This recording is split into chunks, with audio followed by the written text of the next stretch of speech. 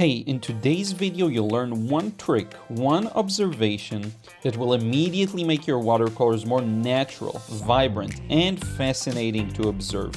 So if you feel stuck, like something is missing, like your paintings don't shine, today we will make them shine. Let's get into it. When you're just getting started learning about light and shadow, it's very common to shade using a single color. This means you're effectively using the same color in different values to shade. This is what would happen if we were to paint with acrylics and simply add black. In watercolor, it is the same as using more or less water, as this is our most immediate darkening mechanism. So for example, sorry about that, if we look at this eggplant, the common way for a beginner to shade it is by using different versions of violet. It is the same color, only lighter or darker. If you're a true hero, you may notice some nuances of reflected light and include some of that as well. But we'll talk about reflected light in a second. The same will probably be done for the green stem. You may use different greens to shade it. Some are light, some are darker, and the same will probably happen for the blue plate. Same blue, different values. Now, this isn't wrong. You can paint however you like. The problem arises from things that you don't know. So while it's okay to shade this way, you're missing a lot of information in the picture. Let me show you a really fun example. Okay, enough of that. I don't even have an eggplant ready, but I do have a bell pepper that will illustrate this point perfectly. If you look at the bell pepper in isolation, this is pretty much what it will look like. The problem is, you can't really look at it in isolation. The bell pepper is already influenced by the light, shadow, and objects in its environment. Here's what happens, for example, when we introduce paper, which will reflect more light on the bell pepper. Look at how the mere presence of paper next to the pepper changes what things look like. This is the reflected light I mentioned earlier, and you can see it on the eggplant as well, with the paper again and without the paper. But here's where it gets really fun. Light isn't a white phenomenon. Light can come in many different colors. So here's what happens when I introduce a bright red utility knife. Look at how the bell pepper's smooth surface almost acts as a mirror. The utility knife can also be looked at as a mirror, reflecting the strong light from the sun or whatever light source straight into the bell pepper. This is the extent to which every element in your painting is affected by other elements. And this is the understanding. This is the knowing I'm talking about. It is almost a cheat code because once you know it, you will see this everywhere. So if we go back to our eggplant, look at how much reflected light is present here. You can see the plates reflected. You can see the sky. And if you look to the left, you'll see what appears to be windows. So if we want to include the full information, not only will we show the light and shadow, but also the colors. What I discovered along my painting journey is that the solution to any problem is understanding. It is almost never a technique or a how-to that will solve your problem or get you unstuck. If you understand something, you will notice it. And if you notice it, you'll be able to paint it. With every new thing you learn to notice, a door opens. The door is an option to include the thing you notice in your paintings. You don't have to do anything. You only have to see everything. So let's dive deeper into what I'm noticing and painting.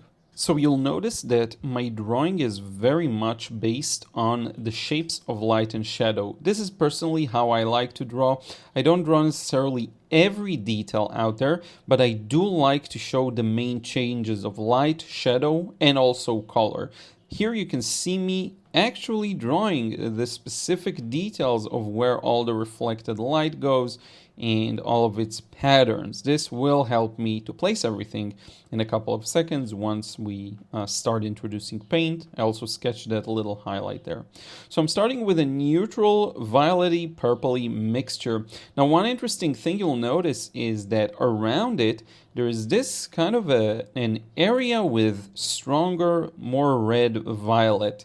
These nuances are very fun to capture, and when accumulated in terms of details, they do add up to the final look and make it look more believable and realistic. And now it's time to wrap this entire thing with a darker layer. And with this darker layer is where our core shadow is. So what you see up top is the reflection of the sky, as I mentioned before. And now we're moving on to our core shadow with some reflected light to the left and to the right that we need to be mindful of. Now on the right side, we have that same thing going with more vibrant reddish violet color. So I'm making sure I'm placing that there. And I'm framing where the windows are going to be. Now I'm coming back with some blue to indicate where that reflected light is. And as I move down and add more details, the darker details I'll add wet in a couple of seconds will frame these better. For now, I do see a greenish reflected light from the plates, because one plate is blue, one is more yellow. It leads to this green feeling neutral reflected light, under which we have a darker shadow, and that's really important to capture. That's where the eggplant is the closest to the plate itself, and it's gonna show us that beautiful reflected light, give it more meaning, including these darker areas that I'm placing in right now that are gonna make the windows reflected and the parts below it make more sense. Now I'm moving this wash straight into the plate. I'm not taking any breaks. I'm just keeping it going. This plate is very blue. I've been using this interesting cerulean-ish blue, turquoise blue. I'll show you later on because I'll have to recharge it. And look at what I'm doing here. I'm passing over with the brush over this edge to make it softer, but still prominent enough so that there is separation. Then while this area is still a little wet, I'm moving into the muted yellow shadow underneath it. And look at this again, beautiful separation, but still a blurry edge. This comes down to the perfect timing. It's not necessarily easy, but with some practice, you'll build a feel to it. And a bit more of warmth on the right side, blending some of these edges. And we're starting to paint the background. I'm not showing each and every detail. I'm just gonna run through the background very painterly, very loose. My focal point here is definitely the eggplant itself, but look at this transition between the tablecloth, or whatever it is, and the background, and how there is a separation, but still it's a muted, a blended rather, border. Okay, now onto the stem. Here I want to show how that red tablecloth reflects onto the green. So look at how much orange it adds to it. In reality, I don't know if the stem itself is a little orange or it's mostly reflected light. I think it's a bit of this and a bit of that, but this together creates a very rich color scheme and color palette that is way more interesting than what we've seen before. Definitely more interesting than just shading with the same color. Here's a bit more of that cobalt turquoise. I refilled my palette, and here we go, continuing with our next layer, in which all we really have to do is make more of what we already have, meaning we're going to darken and blue a bit of the sky reflection, and mostly darken the rest of the eggplant. I'm not going to touch the background at all here.